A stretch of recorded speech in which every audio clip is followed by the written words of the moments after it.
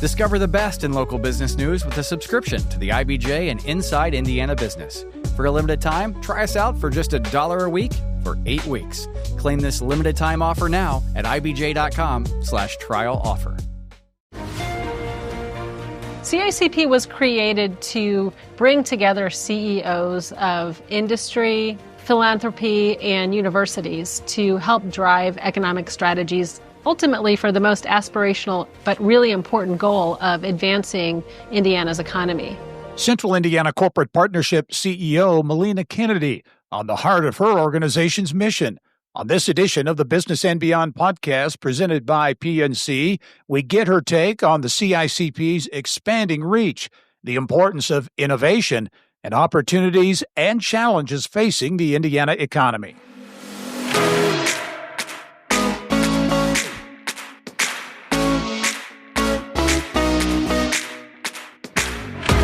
And I'm pleased to be joined on the podcast this week by a very, very busy woman, Melina Kennedy, the CEO of the Central Indiana Corporate Partnership. Melina, thanks for joining us. How are you?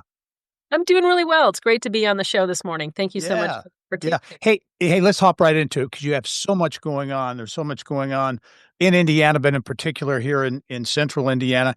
Give folks who may not be familiar with CICP, the Central Indiana Corporate Partnership, very influential organization representing, I think, now 10 counties kind of in your purview in terms of CEOs and others who are represented there. So give us the thumbnail description. Yeah, the quick elevator. It's a 26-year-old organization that brings together the CEOs of our major industry and actually, Gary, frankly, statewide. Okay. Alongside with the presidents of our universities and colleges and philanthropy.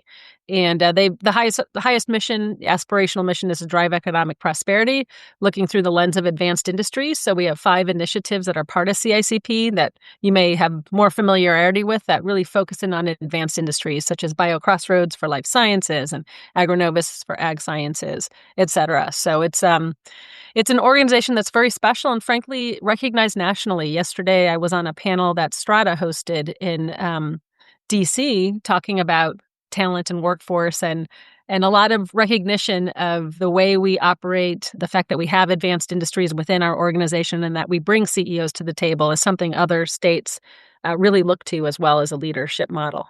Yeah, talk about some of those other verticals. You mentioned Sure. BioCrossroads. A lot of people know that, and AgriNovus, but some of the other areas Sure. under your umbrella.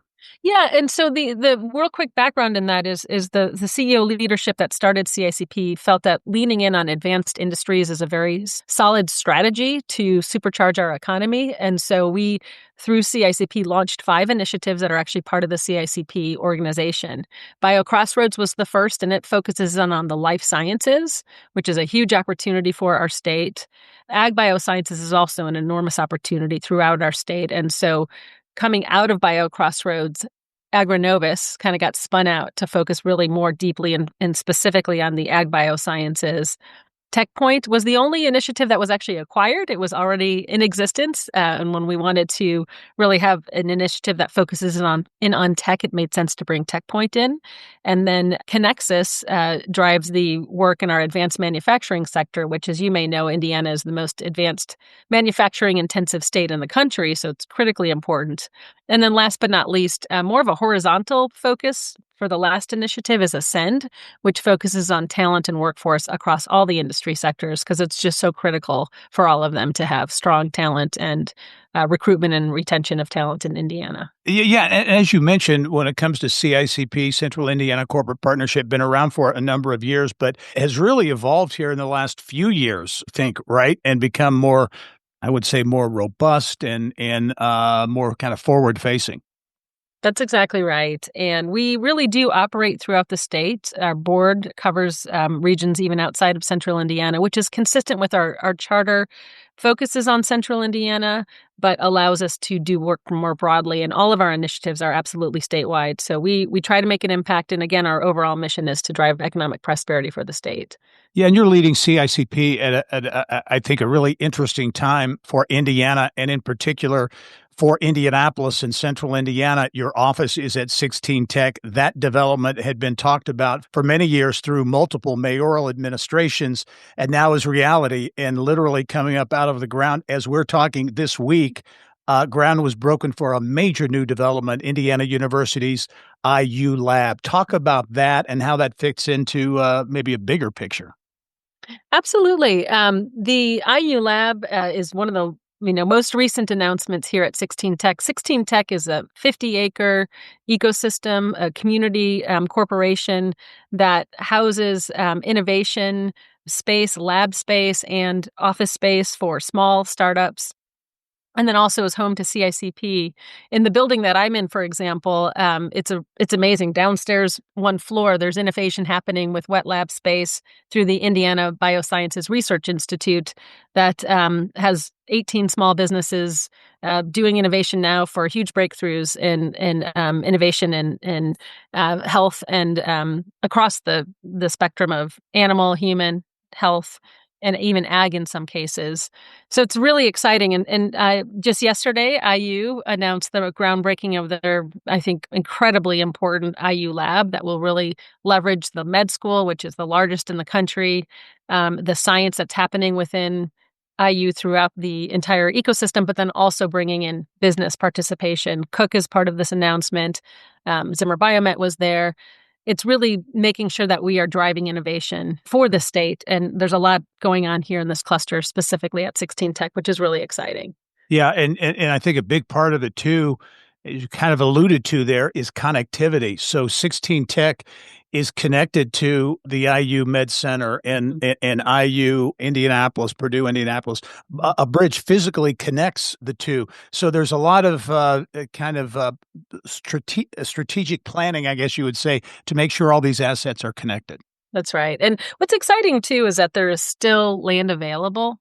And as I look across the country to have this close to the med school, IU Indy, Purdue Indy, downtown, all the amenities, 15 minutes from the airport, and all the activity that's already happening. There's on any given day 1,000 people here in this district doing innovative, creations and innovation in business. To have that and still have land available, I can't really think of anywhere else in the country that's the case. What's also exciting, Gary, is that there's a lot going on in the ecosystem in innovation and innovation districts. So also recently, the One Health Innovation District at the former GM stamping plant was announced. That's very exciting, the very strategic focus on animal health and science. There's LEAP, which, of course, is going to be the largest GLP-1 manufacturing site in the world, and the foundry there that will have innovation as well. There's a lot of contract manufacturing happening in Fishers and Innovation Mile and Noblesville, and there's a lot. And so one of the things that CICP is uniquely positioned to do that we're working on is we've engaged a national organization that's actually the Global Institute of Innovation Districts, if you can imagine there's a thing. And what they're helping us do is really create a constellation of these districts so that they make sense together. Both what are the assets and the strengths in all of these districts? How do they work together? What kind of enabling technologies and things connect them all? So, for example, with human, health, and ag, that sort of One Health concept, what are those enabling technologies that drive more coordination amongst these? And then lastly, as we finalize this work that we're in the middle of, how do we talk about it as a whole? Rather than let's talk about this district on one day and another on the other day, let's talk about the whole region, kind of like a research triangle. Hate to compare yourself, but sometimes you need to. A research triangle, it's a vast area in North Carolina, and people know there's a lot of things within it. They don't talk about sort of one street and 1 mile here and one, building there. They talk about it as a concept. And so we're looking at something similar and working with the Central Indiana Regional Development Authority, which consists of the mayors in the region as well. So I'm really excited about that. It's a great opportunity for Indiana. Yeah, well, let's talk about these districts because I think if you jump forward 10 years, 15 years from now, I think Indianapolis, Central Indiana is going to look a lot different and in an exciting way, I think. You mentioned One Health. Recently, Elanco christened their new corporate headquarters, the old GM stamping plant site right along the White River. It takes downtown Indianapolis west across the White River for the first time. And then Purdue is investing heavily in this One Health Innovation District. As you talk about that, again, I get back to connectivity. You've got Elanco and Purdue and others there at the GM stamping plant. You come up through White River State Park and 16 Tech and the IU and Purdue campuses. Talk about that and kind of the vision, the broader vision for what might be. Thank you. And that's exactly right. These are incredible stories one off, but when you bring them together and tie them together, you just can't beat our story, because not only do we have the innovation and the GIID results that our early kind of cut is telling us that we are really we're punching our weight above our weight class in terms of innovation, research, et cetera, in this area with all of these districts. So we innovate, and we have great specialty in certain areas within animal, for example, at the One Health District, human health here at 16 Tech, but we also make it. And that's the thing. Like, we are cradle to grave, innovate, make, produce, distribute, all from this central Indiana location. And we shouldn't overlook the fact that our airport is such an asset in all of this as well. BioCrossroads just secured the Radio Pharma Capital of the World trademark, which is amazing. I give Vince and his team so much credit for doing that. And a big part of why we are such a hub for that specific area of focus is our access. Airport is fantastic, and our geographic access. You can get to most places in the country in a relatively short period of time, which the coasts don't have, and our manufacturing base. So we can make things here, but we also innovate and discover. And so we want to bring all of these assets, all of these districts together in a more common story, collectively understand these assets, and then importantly, make recommendations on how they can work better together. There are a lot of underlying enabling technologies and areas of focus, such as advanced chemistry, that we also have strengths in here in Indiana. And if we can drive more coordination amongst these districts, amongst these businesses, we'll even realize more opportunity for our region. So it is really an exciting time. And I genuinely feel like when we look back, we'll say we were there, right? When the moment was seized and everyone came together to really do something big. It's very exciting. Well, and as you look at that, kind of the big picture, if you will, beyond Indianapolis, there's a lot of talk and a vision about a corridor that actually really begins maybe all the way down at Crane in southern Indiana, and then coming up through Indiana University and Bloomington, 16 Tech, and all the things you just talked about in Indianapolis, the LEAP District in Lebanon, and then up to Purdue in West Lafayette, and then maybe up into Northwest Indiana, all connected by this super computing quantum corridor, amazing technology. It sounds kind of pie in the sky, but there are a lot of people who think this can really happen. I'm one of them. And, it's always hard to kind of rally around a region, because regions are only a snapshot, right? And then it's part of a larger ecosystem. Even globally, we're a global economy, of course.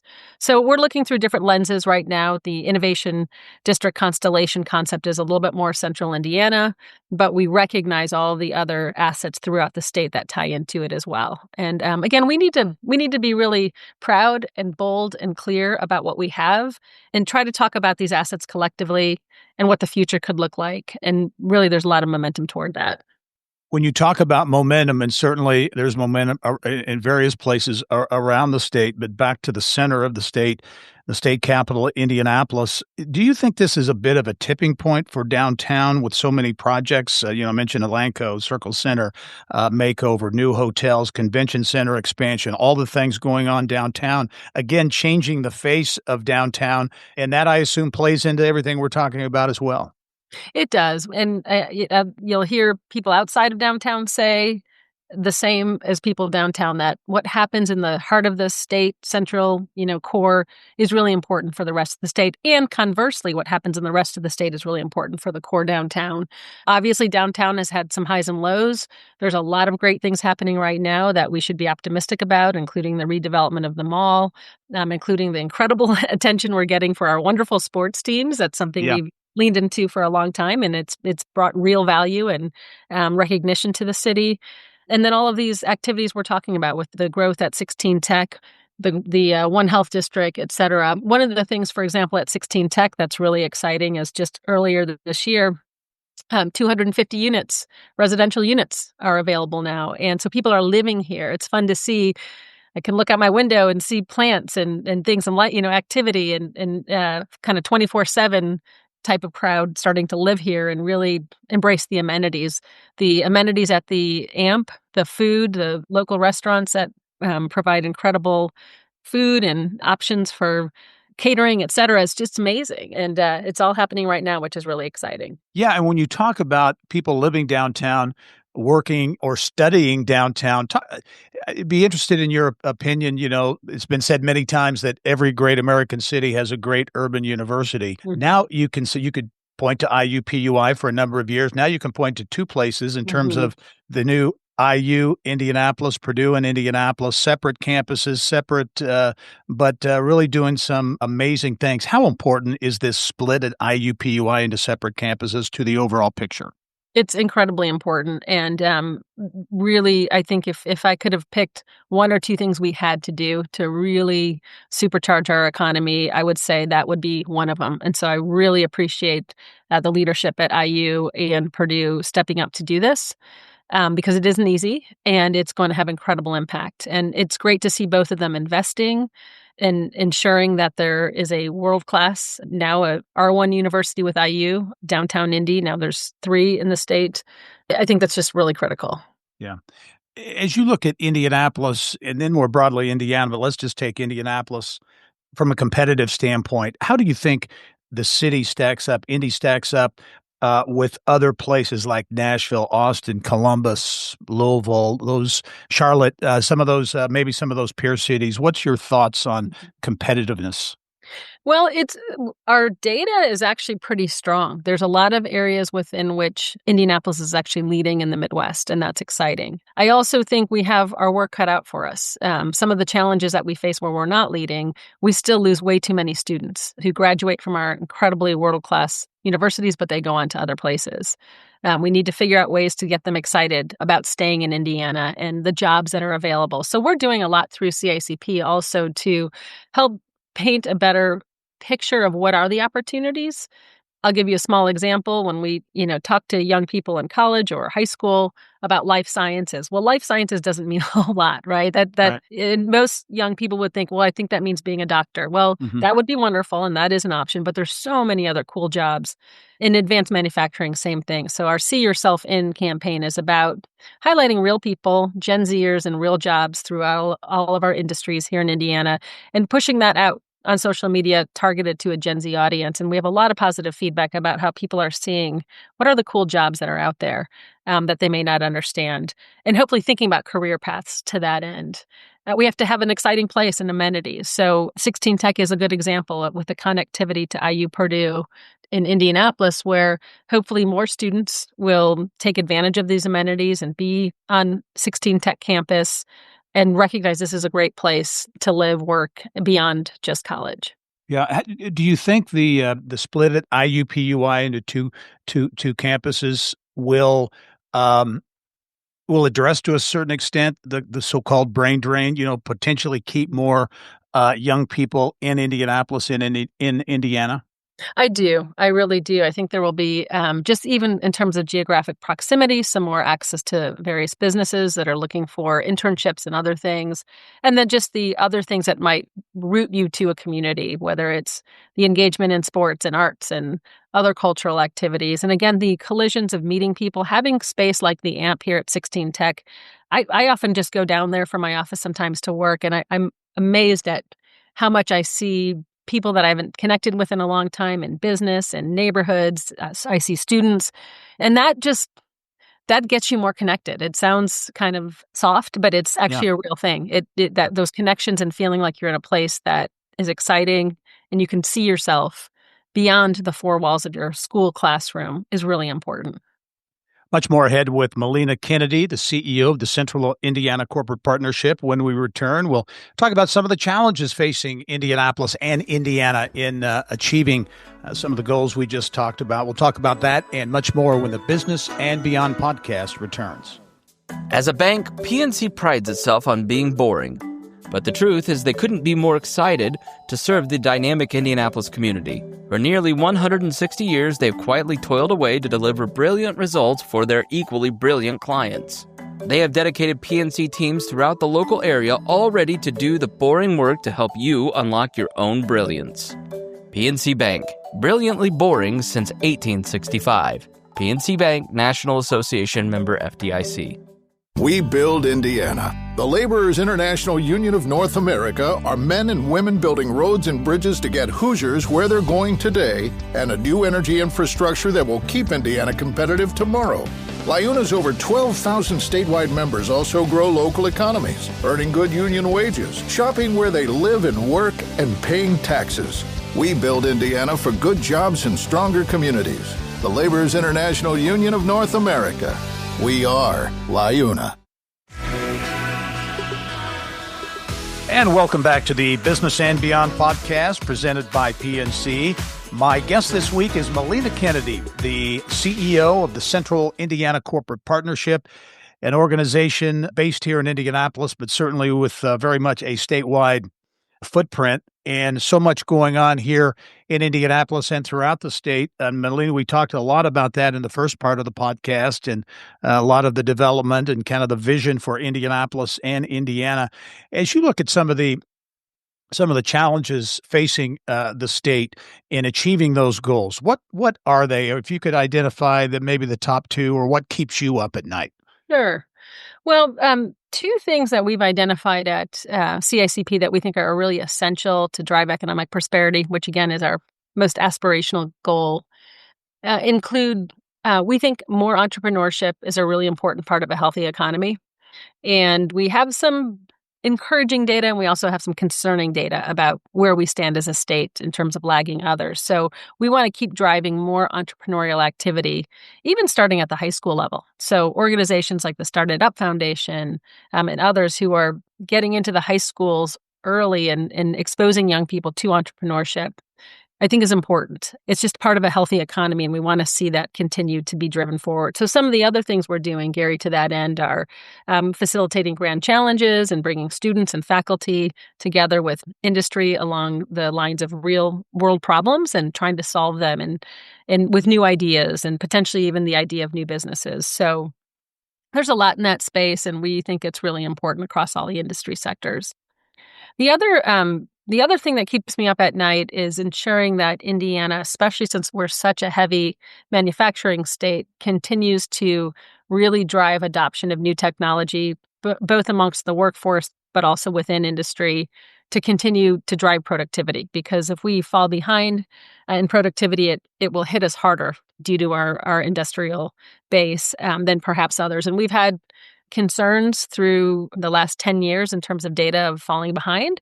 And more recently, this year, we're actually looking like we're moving ahead now and leading, and that's great, but we've got to keep our foot on the pedal for all the reasons I just said. And then you add onto it new technologies such as AI and other things, and making sure that we have a good strategy to ensure that we are responsibly but appropriately and aggressively adopting the new technologies and making sure, especially our small and mid-sized businesses, understand how to use it. The small and mid-sized businesses being the bulk of our GDP. So we are working on that throughout all of our initiatives, and that's something that I think is going to be really essential to make sure that we continue to see prosperity in the state. Yeah, you mentioned AI, and certainly that comes up in almost every conversation that I have on panel discussions and in talks with businesses around the state. How do you see artificial intelligence influencing and affecting everything we're talking about here? Mm-hmm. I think it's an opportunity that we need to be seizing, again, appropriately with some guardrails, but it's coming. It's here. It's not even coming. It's here. It's been here. And so we're trying to really drive connections through academic, higher education. Our Analytics IN initiative helps support very specific AI expert faculty at our Notre Dame, IU, and Purdue, and we're working on connections between those resources at the academic level with business. So we've been hosting communities of practice for the last year and a half around specific areas of focus, allowing businesses to come in and have those connections with the expertise. As I mentioned, grand challenges. We had a summit in August where we brought 20 companies in with real use cases and almost 200 students and faculty to come to the table and work together to experience and just hands-on, understand, like, what is this tool? How can it make a business problem be solved? How can it solve a business problem? And so we're trying to just really build that ecosystem through connections, business and higher education, but also that support, that analytics IN through the funding from the Lilly Endowment, which we're very grateful for, helped bring in academic expertise in that area of focus. Back to the whole workforce issue, as you look at workforce and what it's going to take to create and to have that pipeline of talent needed to fund these industries, so many of these jobs, I know in the life sciences and other areas, don't necessarily require a 4-year degree. And so I think so much of the focus tends to be on 4-year degrees and advanced degrees and all those things, which obviously are important and are needed. But so many, associate degrees and credentials, all kinds of things that come into play there. Is there a strategy or a focus on trying to ensure that everyone is included when it comes to workforce?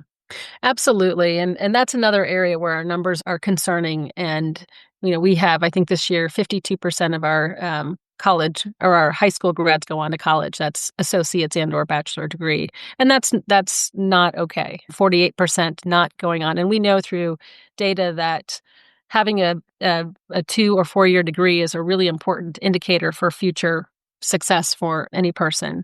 So we're looking at things differently. One thing that CICP and Ascend has been instrumentally involved in is a youth apprenticeship model based on the Swiss model.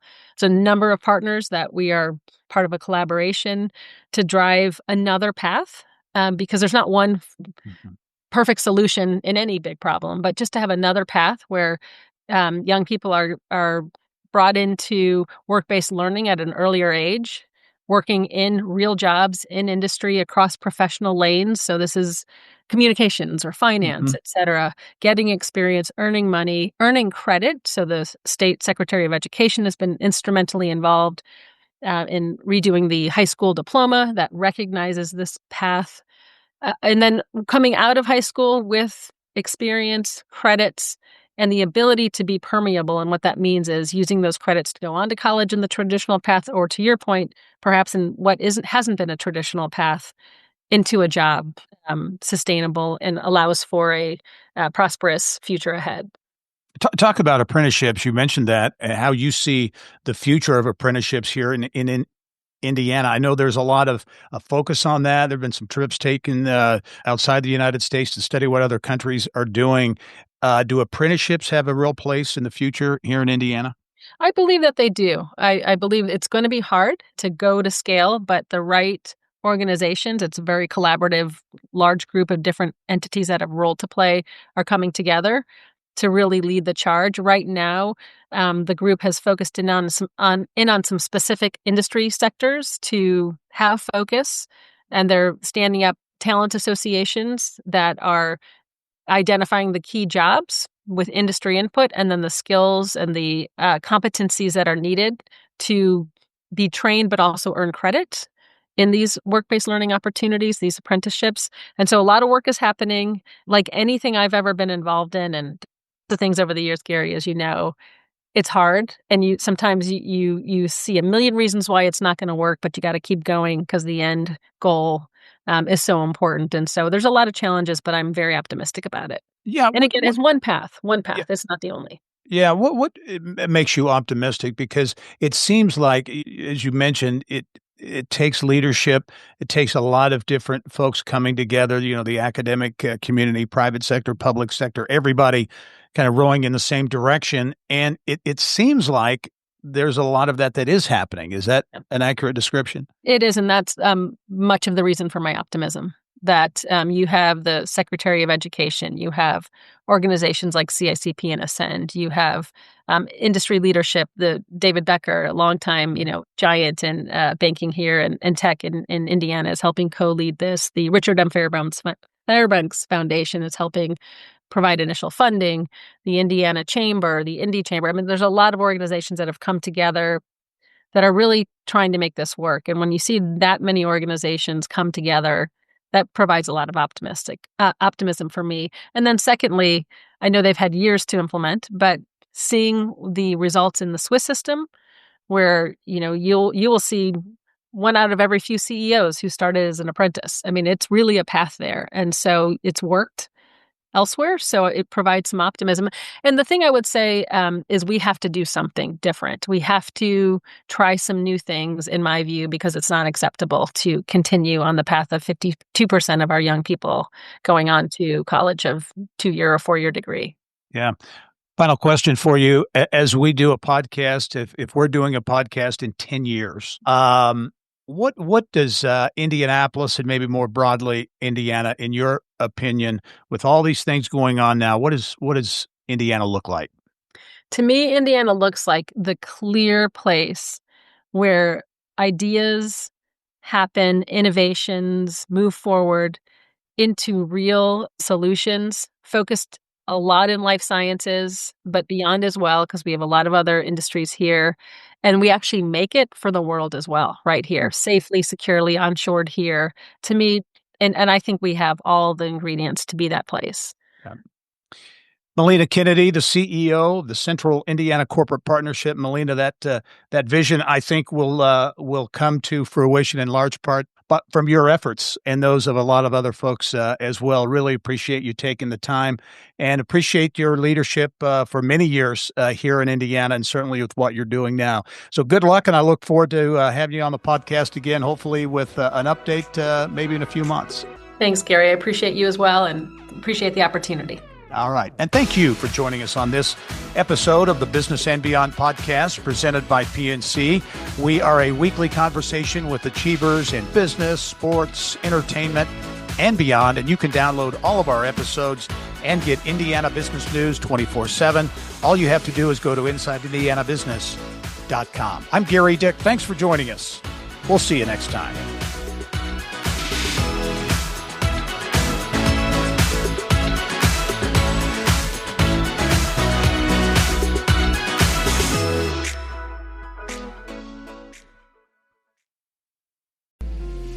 Whether it's healthcare innovation, major infrastructure, or global sports impact, Inside Indiana Business with Gerry Dick tells the stories of Indiana's groundbreakers and game changers. It's the must-listen show for business, civic, and community leaders across the state. Subscribe and listen wherever you get your podcasts or at ibjpodcast.com. Do you want to know what really drives change in Indiana?